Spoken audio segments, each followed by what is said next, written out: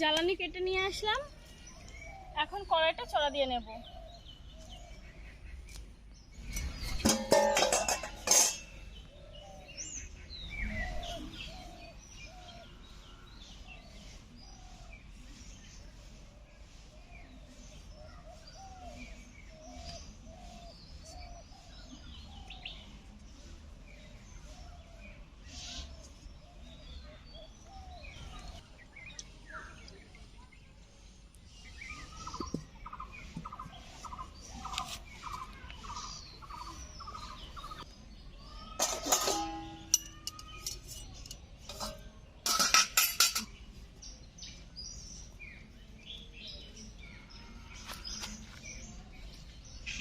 নমস্কার, সবাই কেমন আছেন? আমি কিন্তু খুব ভালো আছি।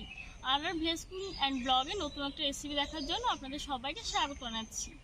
তো আজ রান্না করব মুরগির মাংস। আর আমি চলে এসেছি আমাদের বাগানে। তো এরকম প্রাকৃতিক সৌন্দর্যের মধ্যে রান্না করতে কার না ভালো লাগে বলুন বন্ধুরা। তো ভাবলাম এখানে যখন রান্না করব তাহলে মাংসই রান্না করি। তো বাজার থেকে 1 কিলো মতো মুরগির মাংস নিয়ে এসেছিলাম। তো মাংসগুলোকে এখন রান্না করব। আর মাংস রান্না করার জন্য যে মশলাগুলোকে আমাকে বাটতে হবে আমি বেটে নিচ্ছি। আজকের মাংস রান্নাটা কিন্তু সম্পূর্ণ বাটা মশলাই হচ্ছে। তো আপনার সাথে থাকুন, আশা করি ভিডিওটা ভালো লাগবে। সবার আগে জিরে ধনিয়া বেটে নিচ্ছি।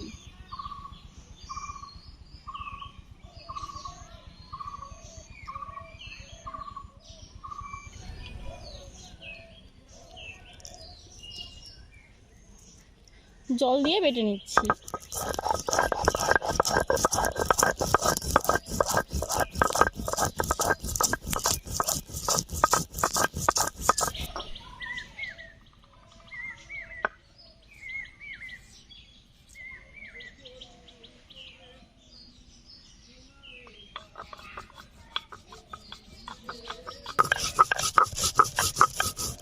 জিরে আর ধনিয়া একটু আধো বাটো করে নিয়েছি।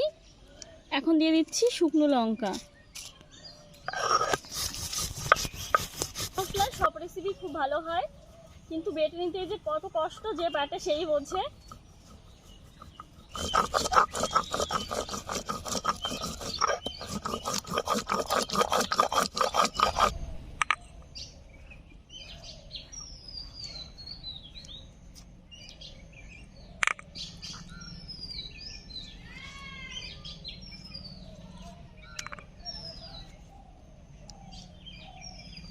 এখন আদা আর রসুন বেটে নেব। রসুন দিয়ে দিচ্ছি, আদা রসুন পেঁয়াজ সব কিছু একটু আগে থেকে ছুলে রেখেছিলাম, তার জন্য একটু কালচে কালচে হয়ে গেছে।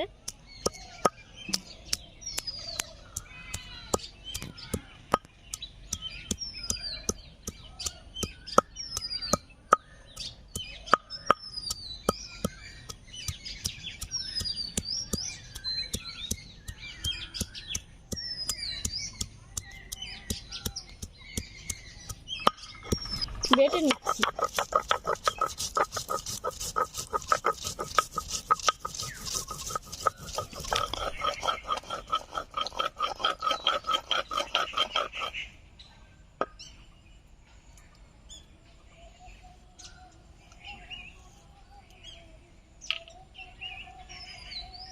আদা রসুন বেটে নিয়েছি।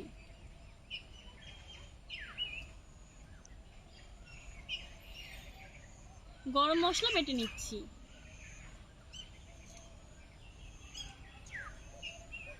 রয়েছে এলাচ, লবঙ্গ, দারুচিনি।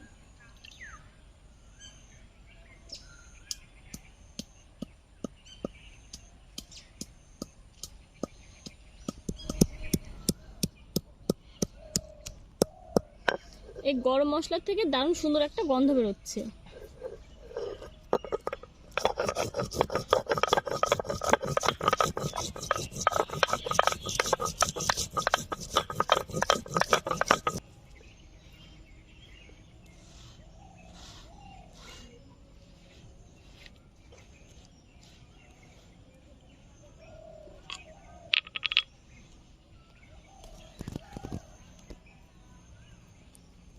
সমস্ত মশলা বেটে নিয়েছি আর মাংসটা আগে থেকে ধুয়ে রেখেছিলাম।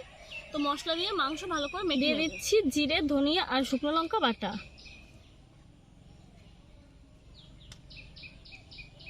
আদা রসুন বাটা,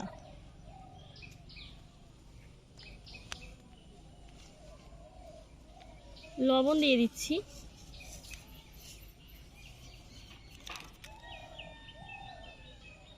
দিয়ে দিচ্ছি হলুদ গুঁড়ো,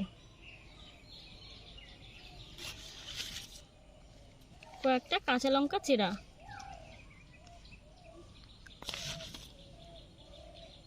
সামান্য একটু সরিষার তেল দিয়ে মেখে নেব।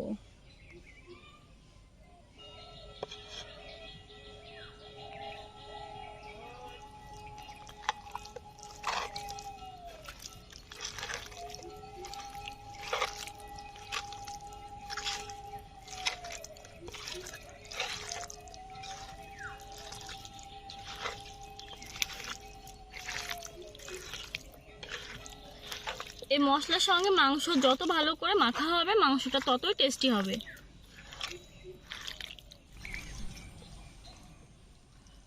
5-7 মিনিট মতো এরকম ভাবে মেখে নেব। মশলা দিয়ে মাংস ভালো করে মেখে নিয়েছি, এখন উনুনটা ধরিয়ে নিচ্ছি।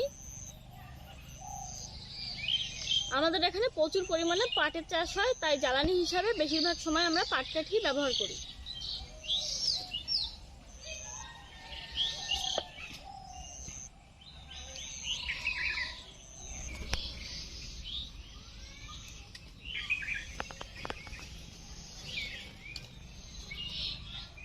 উনুন ধরিয়ে নিয়েছি, কড়াই বসিয়ে দিয়েছি, কড়াইতে দিয়ে দিচ্ছি সরিষার তেল।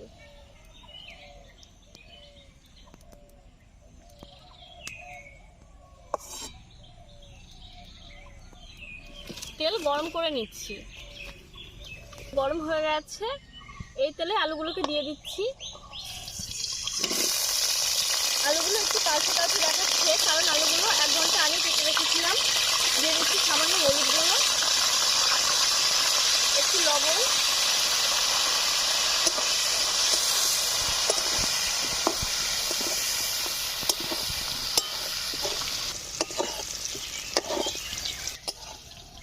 আলুগুলো লালচে করে ভেজে নিয়েছি, এখন তুলে নেব।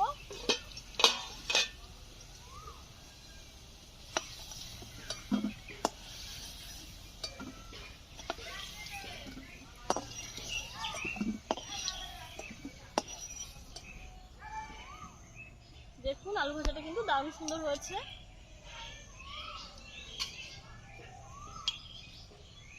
কড়াইতে তেল রয়ে গেছে, এই তেলে দিয়ে দিচ্ছি একটা তেজপাতা, একটা শুকনো লঙ্কা আর কিছুটা গোটা সাদা জিরে।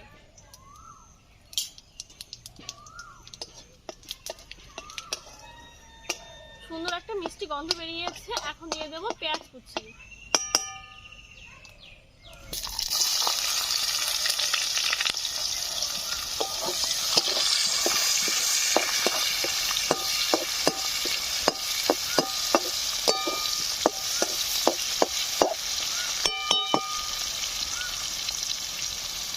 সামান্য একটু লবণ দিয়ে দিলাম, কারণ মাংস ম্যারিনেট করার সময় আমি অনেকটাই লবণ দিয়েছিলাম।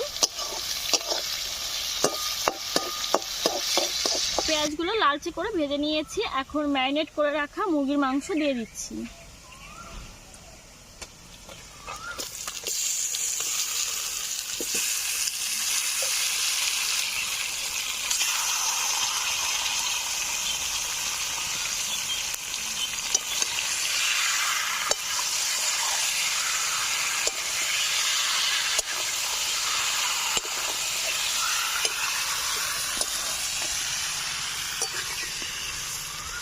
মাংস ভালো করে কষে নেব।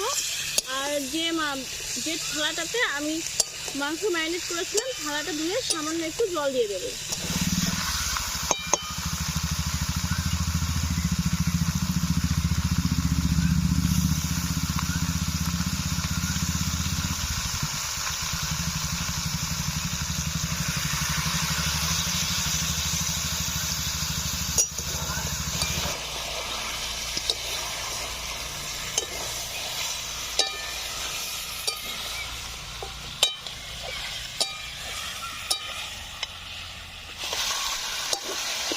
দেখুন মিডিয়াম আছে, কত সুন্দর করে কষে নিচ্ছি মাংস।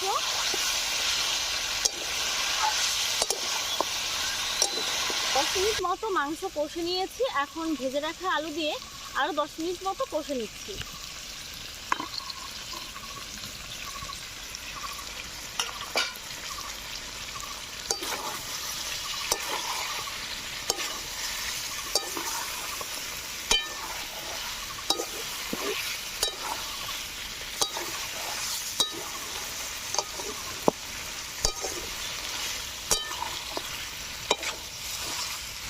মাংস ভালো করে কষে নিয়েছি, এখন পরিমাণ মতো জল দিয়ে দিচ্ছি।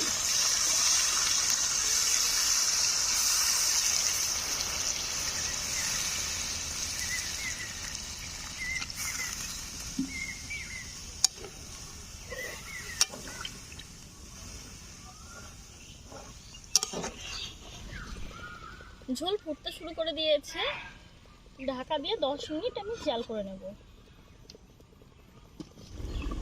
ঢাকা দিয়ে 10 মিনিট জাল করে নিয়েছি, আর চারিদিকে অন্ধকার হয়েছে। আমি কিন্তু আজকে খোলা জায়গায় রান্না করেছি, আপনারা তো আগে থেকে দেখেছেন। তো রান্নাটা আমাকে তাড়াতাড়ি করে নিতে হচ্ছে, আর আমি এখন হাই হিটেই জাল করে নিচ্ছি। এখন দিয়ে দিচ্ছি গরম মশলা বাটা।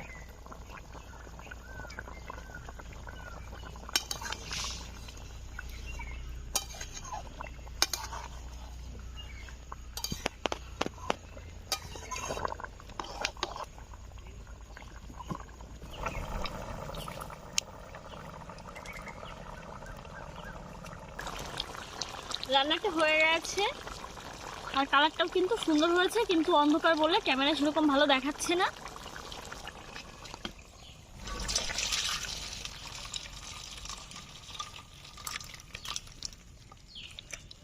তো বন্ধুরা, মাংস রান্নাটা হয়ে গেছে, চারিদিকে কেমন অন্ধকার হয়েছে দেখুন।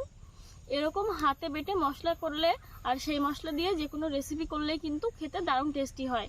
তো আপনারা এরকমভাবে বাড়িতে ট্রাই করে দেখবেন, অসাধারণ হয় খেতে। আর রেসিপি যদি ভালো লাগে একটা লাইক করবেন, শেয়ার করবেন আপনাদের বন্ধু বান্ধব, আত্মীয় পরিজন সবার সঙ্গে।